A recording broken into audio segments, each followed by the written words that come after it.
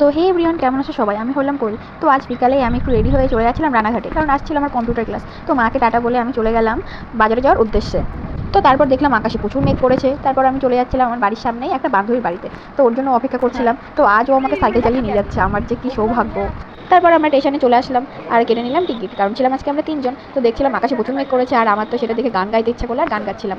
তারপর আমরা ওভারব্রিজ পার করিনি, আমরা তো প্রচুর নাটক করি। তো দুজনে কথা বলতে বলতে রেল লাইন দিয়ে চলে যাচ্ছিলাম 2 নম্বর স্টেশনে।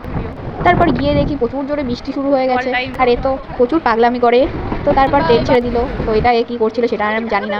তারপর আমরা তিনজন হাঁটতে হাঁটতে চলে যাচ্ছিলাম ক্লাসে যাওয়ার উদ্দেশ্যে।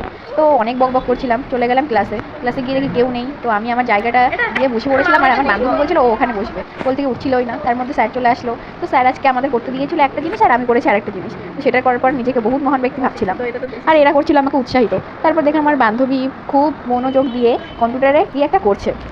তারপর আমাদের দিয়ে দিল ছুটি। তো আমরা চলে যাচ্ছিলাম বাড়ির উদ্দেশ্যে। তো আজকে আমাদের জলদি ছুটি হওয়ায় আমরা চলে যাচ্ছিলাম বাড়ি যাওয়ার উদ্দেশ্যে। তারপর চলে গেলাম ওভারব্রিজে। তো সেখান থেকে আমরা কচুরি কিনেছিলাম, সেটাই খেতে খেতে আমরা নিচে নেমে গেলাম। তারপর তো আমার বান্ধবী তো সেখানে উঠতে পারে না বলে এখনও ভয় পাচ্ছে। তারপর ট্রেন ছেড়ে দিল, আর বাস দিয়ে আমার বান্ধবী করছিল গান। ও বহু ভয় পেয়েছে, এটা অদ্ভুত প্রাণী। তারপর আমাদের মাঝে গ্রামে হচ্ছিল একটা মেলা। কিছুক্ষণ কথা বলতে বলতে চলে আসলো ট্রেন। তারপর আমরা ট্রেন থেকে নেমে আমরা চলে গেলাম হাঁটতে হাঁটতে। So by.